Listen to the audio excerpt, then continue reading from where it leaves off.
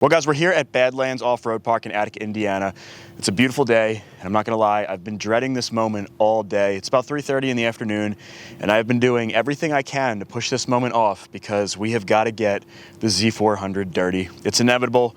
If we're gonna ride this thing, it's just gonna happen. So behind me, you can see the cabin that I and the other creators stayed in. I was here with Pete Hager, Brewer Off-Road made an appearance, and there were a number of other guys out here. It was an awesome trip.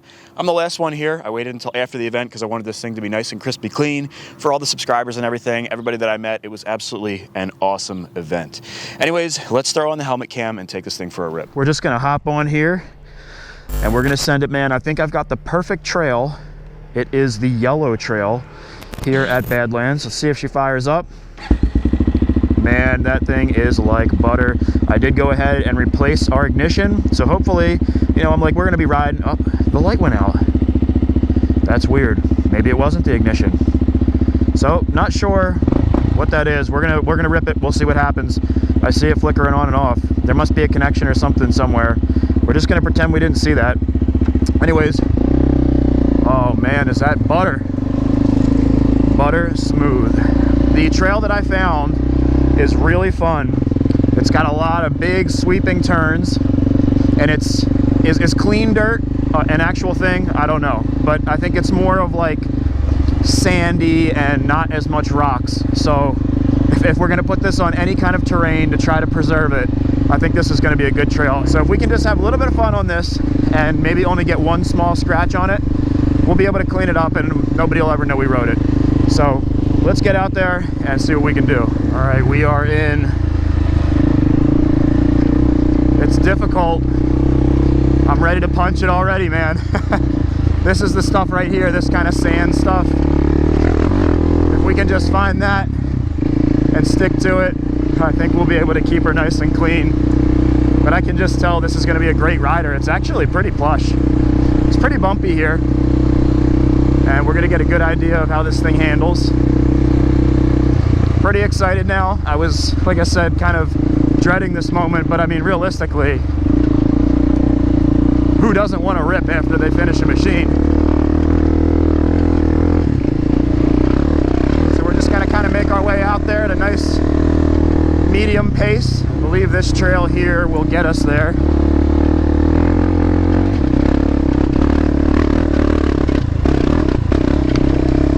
Feels excellent. I've been riding my KX250 pretty much the entire time. It's a 4-stroke KX250 and it has good torque, but I can feel this has better torque straight out of the gate. Is it the blue trail? Nope, I think I know where I am. Okay, there's the yellow trail up there. Or is that the orange trail? It can be easy to get confused. I think if we go over this hill here,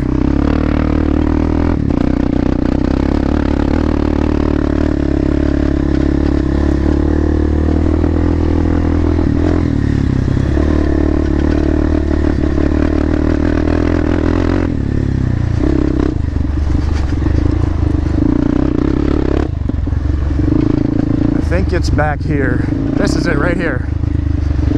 Yep, yellow trail. Here we go.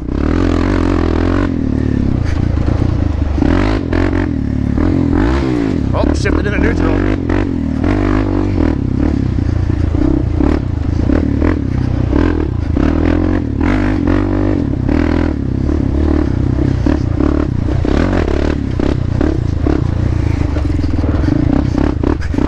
Oh, missed the trail.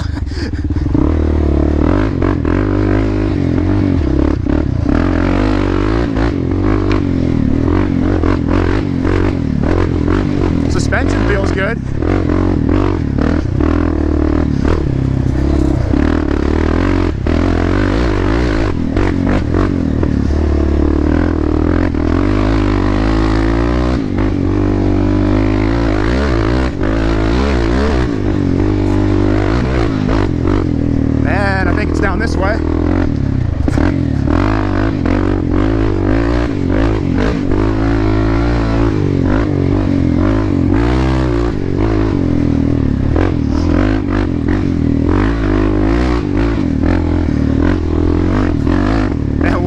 awesome quad. Woo! Missed it.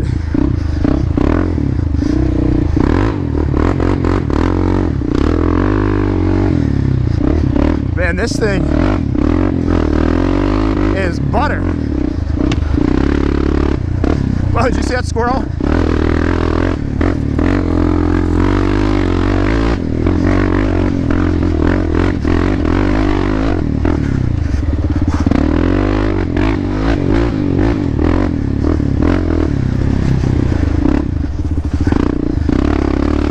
Oh no!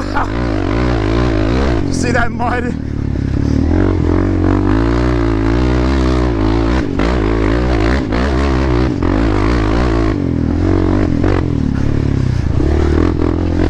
Hell yeah, dude. This thing runs great. It's wild. You know, I've been riding that dirt bike the whole time. And I'm awful on the dirt bike.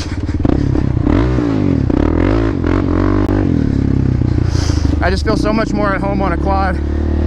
But that's just from experience, man. What an awesome trail. And what an awesome machine. I wish that the other guys were still here.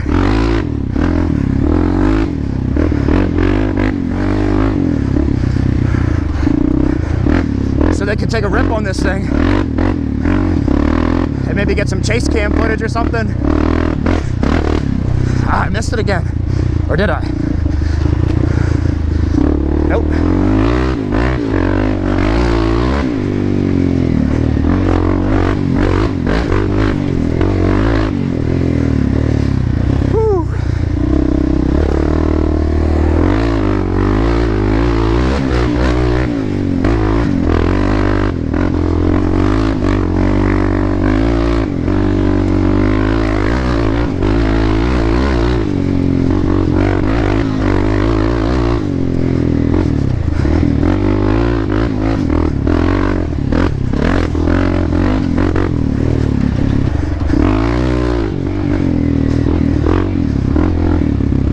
Am I getting cotton mouth?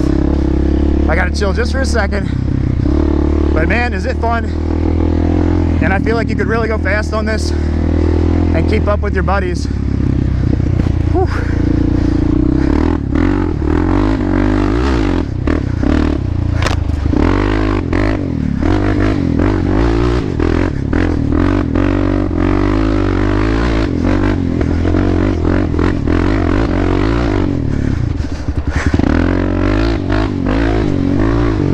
I gotta slow down.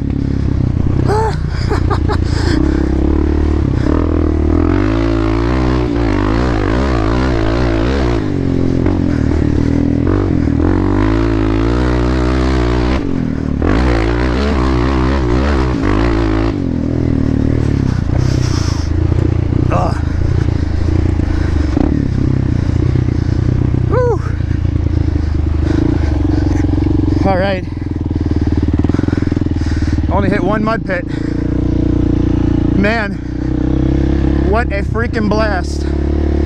I think there's a little bit more yellow trail up this way.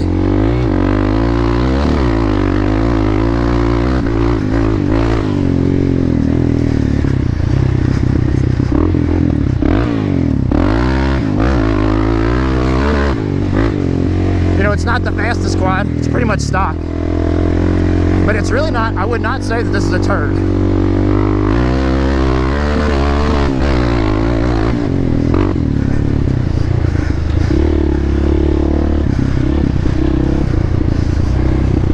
Oh, I have something cool.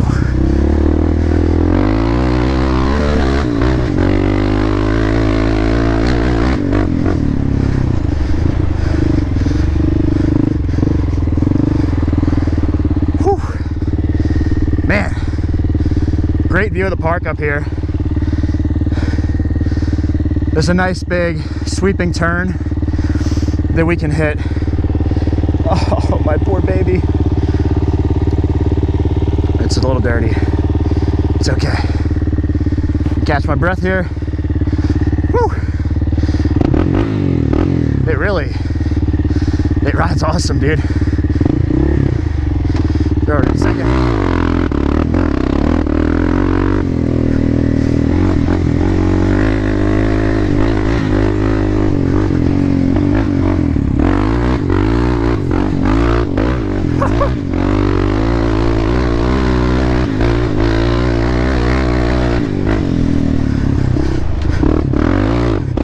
What an awesome machine, man. Woo. Pete, you missed out, dude. I really wanted to do this with Pete Hager. Oh man, let me give it a break. Let me give me a break. Whew. It's wild. Oh man, really, really fun. It's not that dirty. Just this one side where we hit that little puddle. And we still got the hairs. We're safe, we're safe. What an awesome machine, man. Capture. Capture. All right, got my thumbnail shot. Let's go for another little rip. And that'll probably be it for me. It's been 4 days of riding. And if I'm being honest with you guys, I am whooped. And I'm kind of looking forward to doing a little bit of nothing.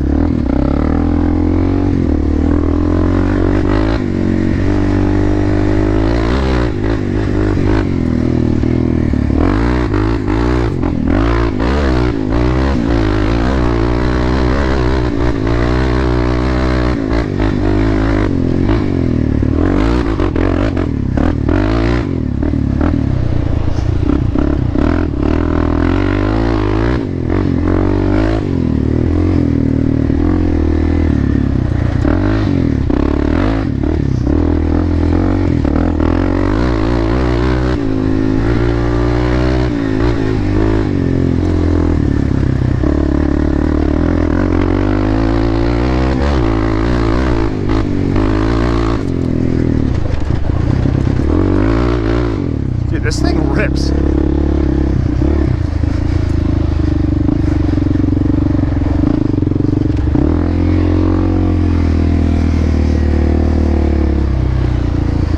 Whew. All right, we'll do a second gear start. Whew. Catch my breath here for a second. Let's see if we can get through this section real fast. We'll do the whole blue trail right until it opens up into the sand field again. Let's get some endurance, Mike. The spirit of Pete Hager. All right, second gear.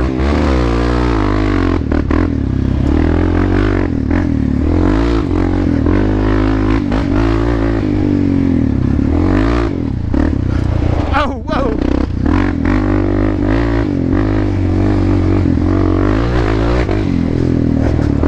I don't want to miss the turn. Oh no, I screwed up.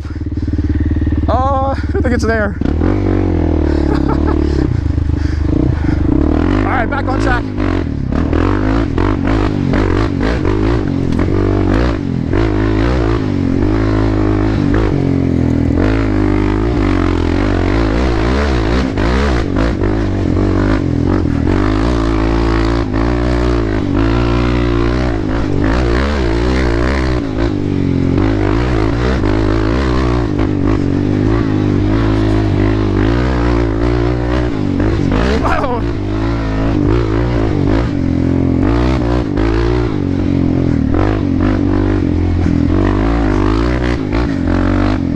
Tired. Come on, Mike.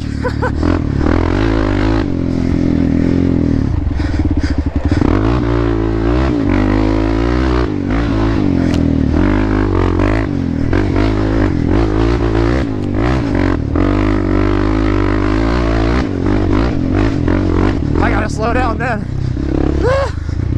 Oh, this is the best part right there. Woo! I feel like I'm gonna fall off this damn thing. Woo! Oh, ah.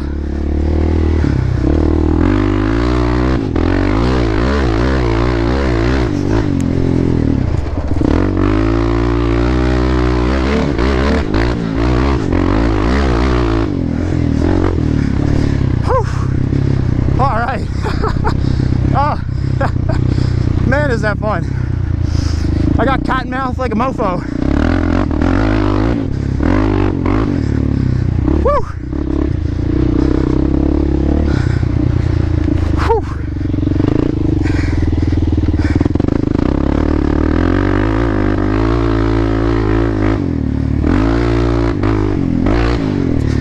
Especially that looks so cool at the top. Whew. Oh man. Let's head back. The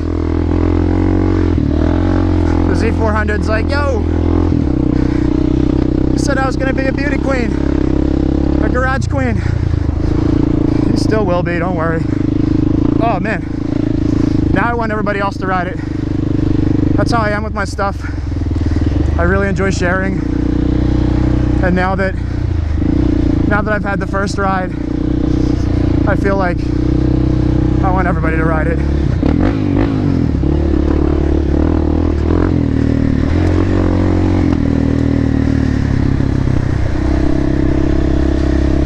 All right, let's go back to the cabin. I'll show you the house. These cabins that we stayed in, anybody can rent them.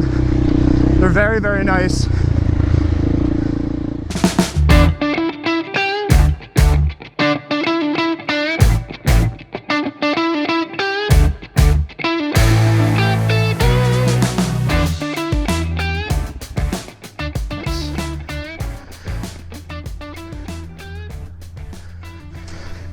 This may literally be the best quad that I've ever ridden in my entire life. And I mean that in like with 100% sincerity. For me, I felt so at home on this thing. I don't know if it's because I've been riding the dirt bike so much and I'm so uncomfortable on that, and then just hopping on a four-wheeler, it feels so freaking good, or if it actually is just a great platform. But the power delivery is super smooth. It's got enough torque that you're not really having to shift down if you don't want to. It can usually chug its way through. The gear ratios feel very good, and the top end is very good. I was like maxing it out, hitting the rev limiter and stuff. It handles very well, and it's 100% stock. You know, we got that slip-on muffler, and that's practically it, man. The engine it's just fresh. They say it's got, I think, 31 horsepower is what the Z400 has. It feels like it's got every bit of that, if not more.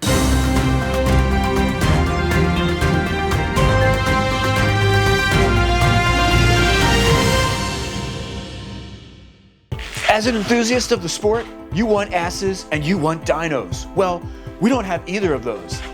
But one thing not yet, but one thing we do have is the ability to give you the most accurate information of horsepower numbers. 100% USDA horsepower numbers. The most accurate and high technology, we use the most cutting edge technology in the world. Hell, even Joe Biden and the Ukrainian government don't have that technology. Well, I don't know about you, but I'm tired of playing games and getting inaccurate numbers on chassis dynos like DynoJet. Let's see what this Z400 did on the S Dyno. Now, the Z400 may not be the most powerful quad that we've ever tested here at the S Dyno, but the mid-range on this thing will blow your boots off the same way your old lady used to when you first started dating.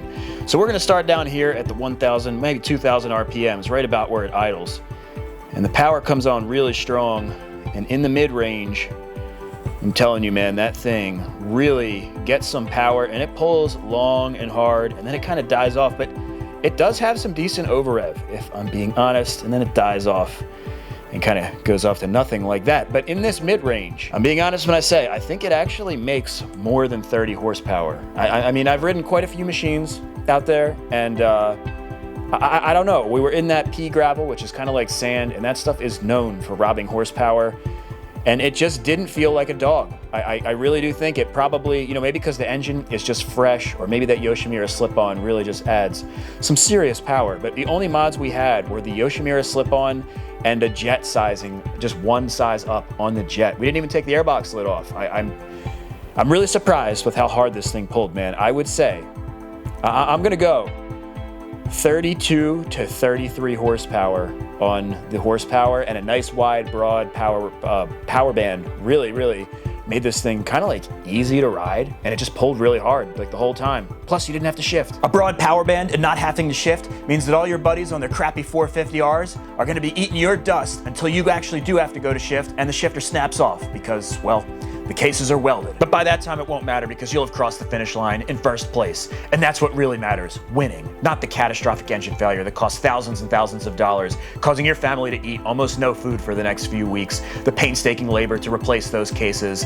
and possibly having to give up the sport forever because your wife hates you after that. But you will have beat your buddy in that drag race that one time, and that's all that matters. And that is your official ass dyno. You know, it crossed my mind. I've got the Lakota 300 here next to the Z400.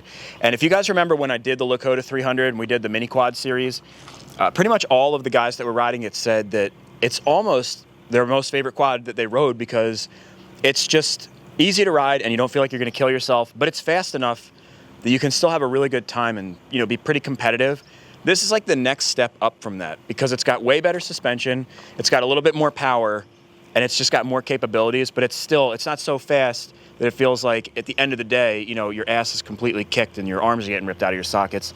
But you can still, like, you know, rev all the way through the gears and max it out, use it to its full potential, even if you're just a decent rider. You don't have to be like a pro rider to have an awesome time, but even if you were, I think you could still have fun on this thing. If any of the major manufacturers are listening to this, I genuinely mean this with every fiber of my being, I think the 400 class is what would sell the best. I know there are like no sport quads on the market anymore, but the 400EX and the Z400, I think, were the best quad in the class for recreational riders. Everybody looks at the racers, they're awesome, yes, but for a recreational rider, I just think the Z400 platform is absolutely perfect. It doesn't have to be super low to the ground. It doesn't have to be super fast. It just has to be fun. Also, what's your favorite sport quad? Put that in the comment section below. And if there was any sport quad that you'd love to see get brought back or some combination that you've got dreamed up, put that in the comments below because I do read the comments. Anyways, let's take a look at the house we were staying in. So out front, we've got a nice little cement porch, which is nice for like changing your boots out and stuff. You know, when all the guys were here, there were a whole bunch of boot dryers out here, and we were kind of just keeping our gear outside so that we didn't carry it inside. The one we stayed in is Doing Our Thing, number 24. Got a nice little security lock here so that you don't have to worry about keys, which is actually really nice because, you know, you have a bunch of people staying with you, and it's like 2 guys in the group have keys, and nobody else can get in the house unless anybody's there. So that was actually very, very nice. We've got a nice wraparound couch here. Big ass TV. They even have cornhole. They've got movies, DVDs. I mean, come on. DVDs, what is this? Like 2001? Come on, guys. Nah, I'm just playing. We got the ring toss. Just a very nice kitchen over here. We've got nice countertops. Plenty of space with this little like bar area if you've got a whole bunch of friends. And the sleeping area is huge. So there was one bedroom in here with I guess a queen bed. It's got its own little bathroom in here. And it's all nice stuff. I think they built these things 1 or 2 years ago. So most of the stuff in here is modern, really nice. It's the same bedroom on the other side. So you could have like a family in here. You could really have 2 families in here. Like one couple. I think that's a king bed. That's even bigger than the other bed. It's got a little, it was like the maintenance room. It's like locked, yeah. So, but still, big ass bed there. You could have one couple stay in there. They've got their own bathroom right here. It's kind of like a shared bathroom because you got, you know, the house, the kitchen is right out there. Come up the steps, and this is probably where the kids would stay. Or if it's with your group, you know, all your buddies can stay up here. You got the 2 single beds, and then you've got the bunk bed here, and the bunk bed ladder has got wide rungs because if you've ever gotten on those thin ones on bunk beds, it's just not fun. Got some beds over here, kind of like mirroring the other side. And then in here, got another bathroom for the upstairs crew. You can shout over the top, yell at your buddies, throw stuff at them while they're cooking. It's a pretty nice place. Well, I think I'm gonna wrap up the Z400 and we'll head back home to the Philadelphia area. We'll hop on the computer and I'm gonna show you what it costs to build this Z400. My personal quad is going to be quite expensive, let me tell you. Now, I did title this video that this is my new favorite quad, but you do have to keep in mind that my previous favorite quad was the Raptor 660. So it's just something to take into consideration. It's like saying this girl is really hot and previously I thought that Oprah was really hot. So, you know, just something to think about. Anyways, we've got our full list of parts here, man. We've got the full gamut. Gamete. I think that means like the all-encompassing, everything. I don't really know what it means. We've got a whole list of the parts here. You can see I've got my spreadsheet. I like to keep my stuff nice and organized just like I do my builds. And we've got 2003 Suzuki LTZ 400. That is the build, my man. And everything here is listed by MSRP and it's including taxes. So you can, if you're looking to build something similar, this is like a realistic price that you could expect to pay to build a Z400 just the way that I did or very close to it. I like to do it that way, you know, full disclosure. These aren't reflective of the exact prices that I paid. I get a lot of company support, but I can tell you this much. It was not cheap based on my own pocket either. I shell out a lot of cash to make these projects happen. We're going to start right at the top with the Suzuki OEM. I was going to do the entire breakdown of OEM parts. If you followed the series and you remember the huge bench top that was covered in OEM parts. That wasn't even all the parts. There were around 400 OEM parts that I ordered for this thing, and to do the list and the breakdown of all those parts would have been ridiculous. So I lumped those together into about $4,200 of OEM parts. Some of the parts that were more expensive you'll see in the breakdown, but this is like all the little bolts, the gaskets, the washers, just a ton of little stuff. $4,200, that all came from partzilla.com.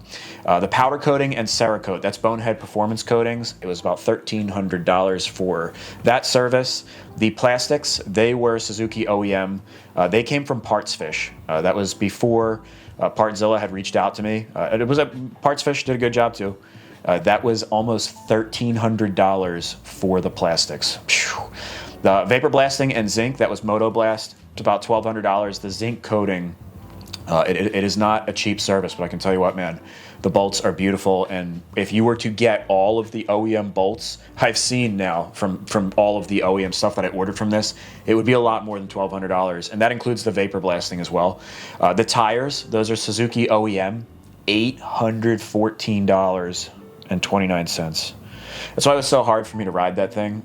And I was like, it's still got the hairs on the tires. I feel like I need to preserve those things, man.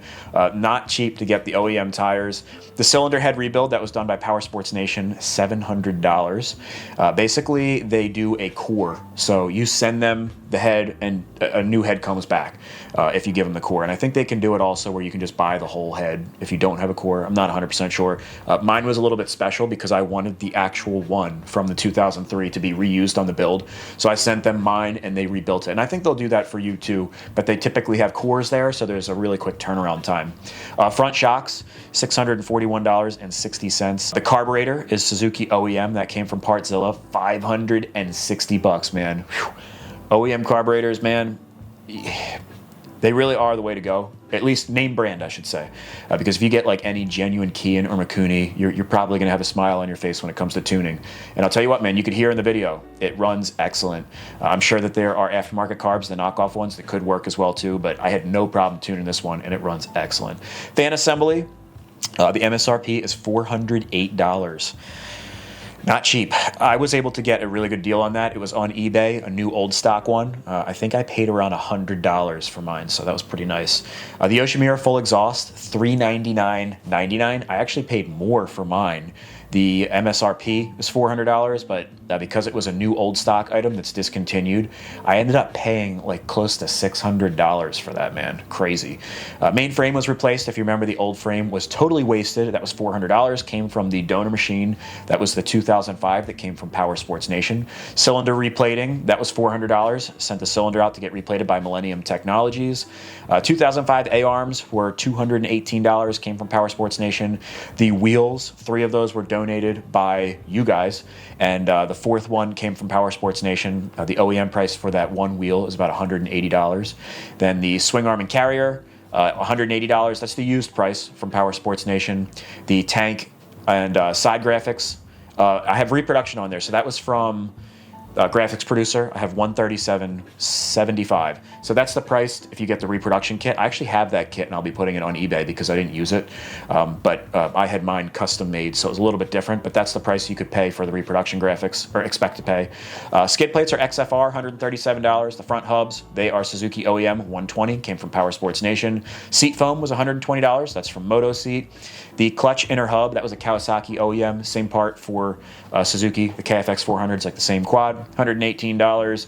The pilot lamps, that's like your little neutral light, and the oil light, those little lights up on the dash, $112.41. The ones, basically everything wiring on this quad was just crispy, man. Like you could take the wire harness and do this and it made snapping sounds. So pretty much all the electronics I switched out. I don't know if it's like the little neutral indicator thing on the side of the engine that's making the neutral light blink on and off, but that is one of the original parts that's still on there, so that might have to get replaced too. The aluminum heel guards, that's Suzuki OEM, $100. Got those off eBay, new old stock. The billet clutch basket, that's Exotic Racing. It was $100, pretty good price for that. The fender brackets, $100. Those things were not cheap, and I believe they're discontinued. I know the old style ones are, because from I think just the 03 has one style, and then 04 and newer is a different style. They were really hard to find. Came from Power Sports Nation, $100.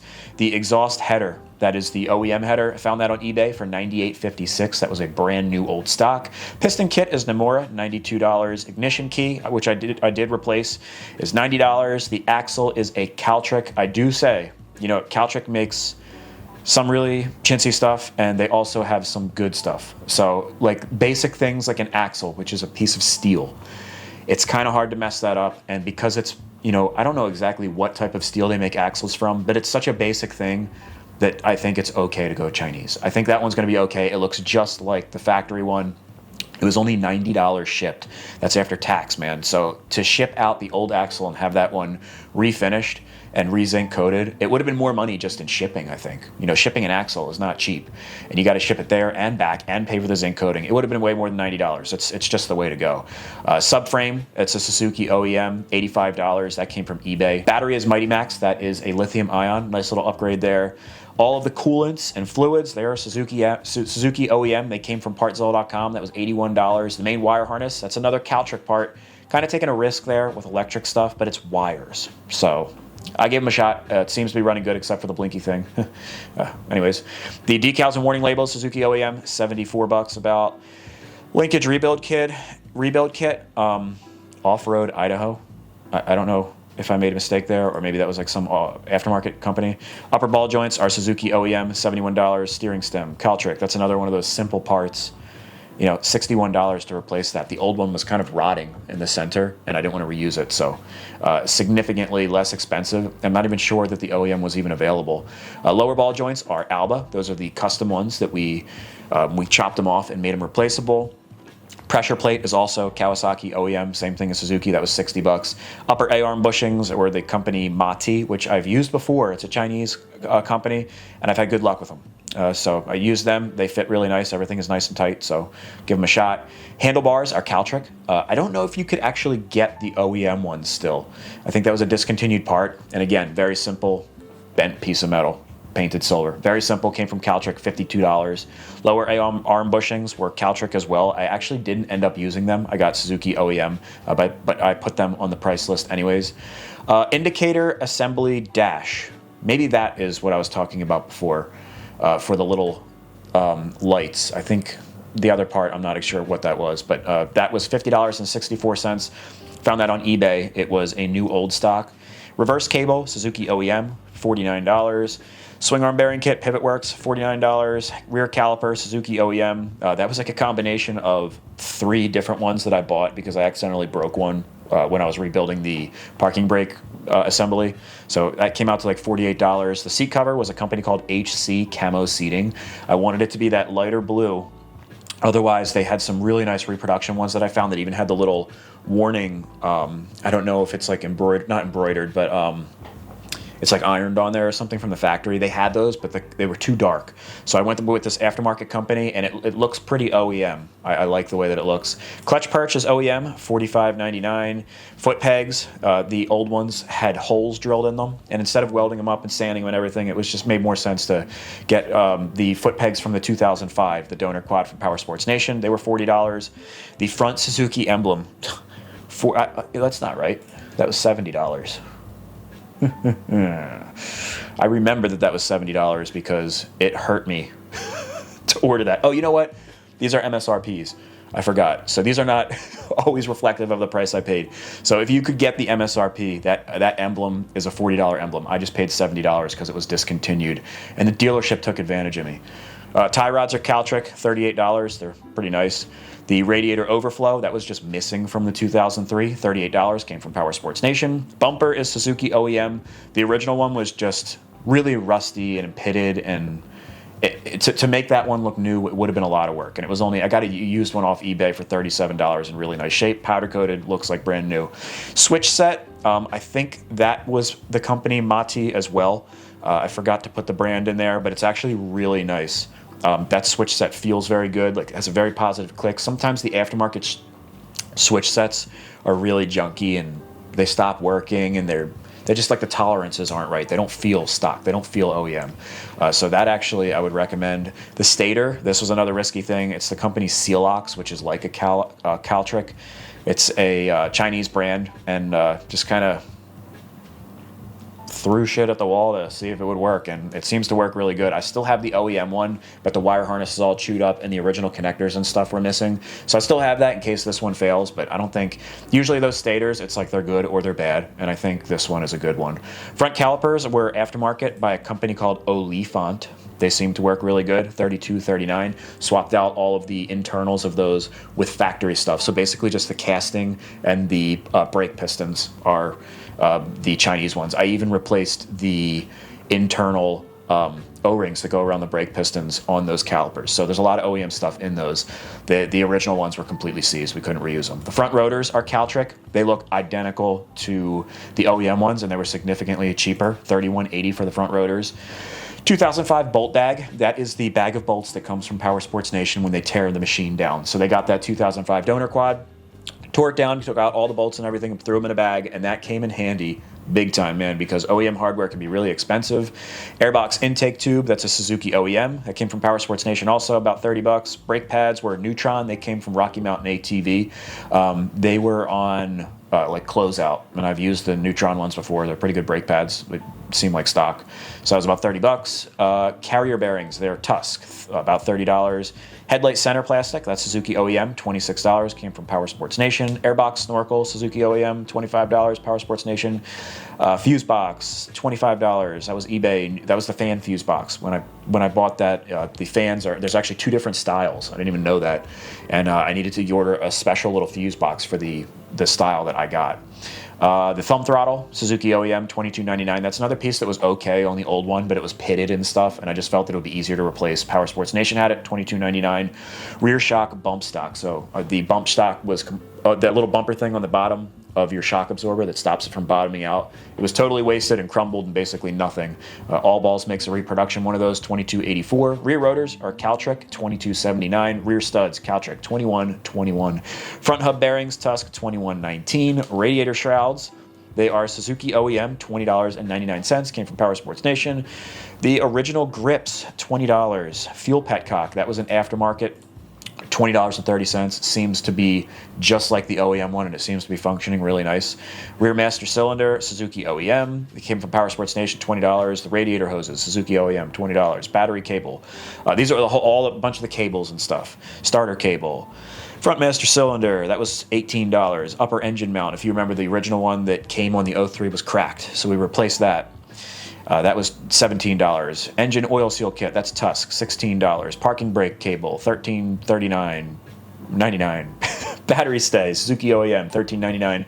Brake line, Suzuki OEM, $13.94. That came from Power Sports Nation. Ignition coil came from Power Sports Nation, $11.99. You can't beat that. Chain roller was primary drive, $11.65. Brake pedal, Suzuki OEM, it was $11. That came from Power Sports Nation. And the cheapest part was the starter relay, which is a niche, for $7.37. The OEM one was crusty as all hell, man. So for $7.37, we tested it out, and oh my gosh.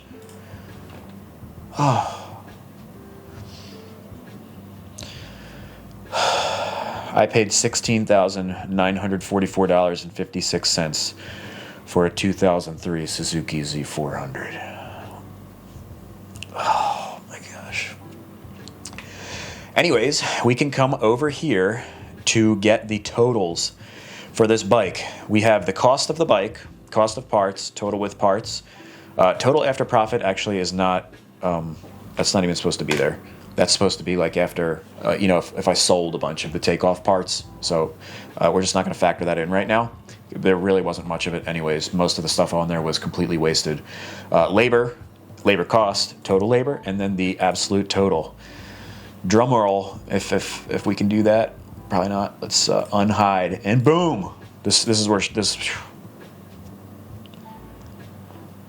The cost of bike is $0. So the bike was donated, and it wasn't even like one of those things where it's like, oh, because it's me, it was donated. They wanted to see it repaired. I think it was that kind of machine that was in somebody's backyard for 20 years, literally, and they just wanted it gone. So the quad was free.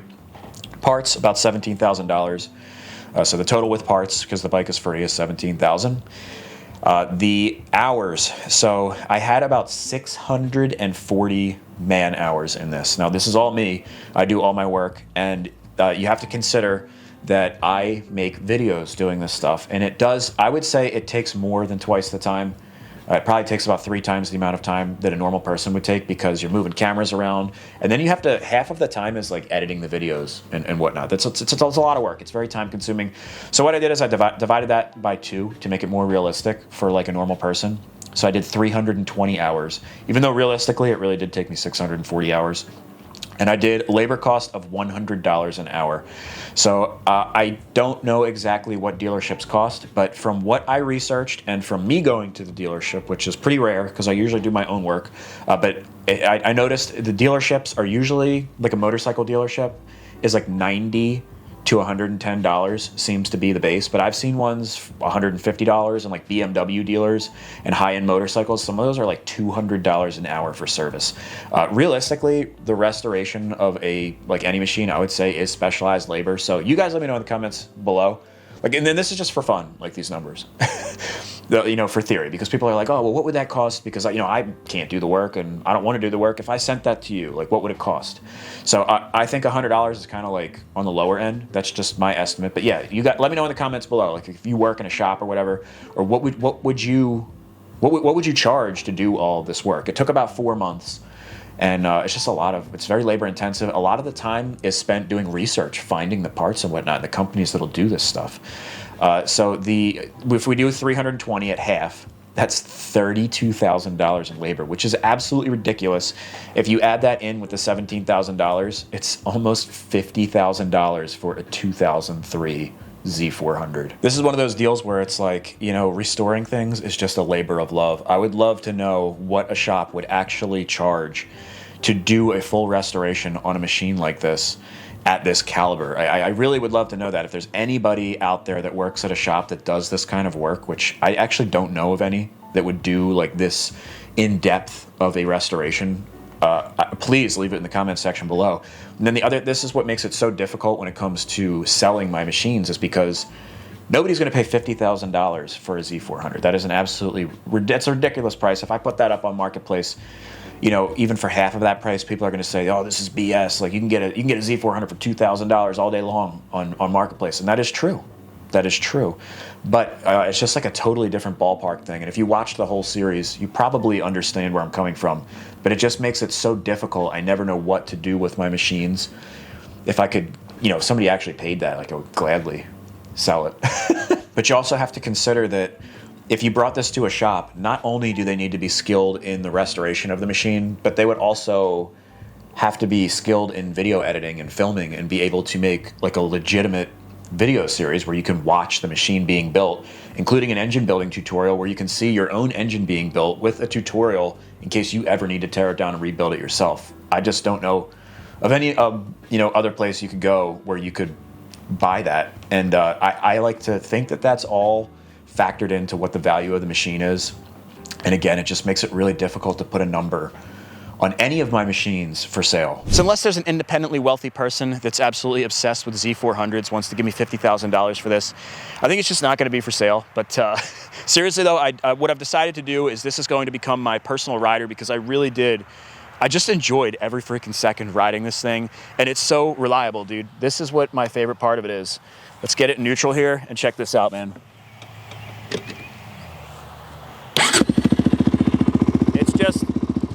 It's awesome, dude. That's what I wanted. So I think what I'll do is I'll sell the KFX 450R, which has been my rider for years now, and this is gonna be it. But seriously, if somebody does want to buy this, since I'm not exactly looking to sell it, I think what I'm gonna do is put it up for the price of the value of the parts. So if somebody wants to give me $17,000 for this, you can buy it, and possibly may that be the most expensive Z400 of all time.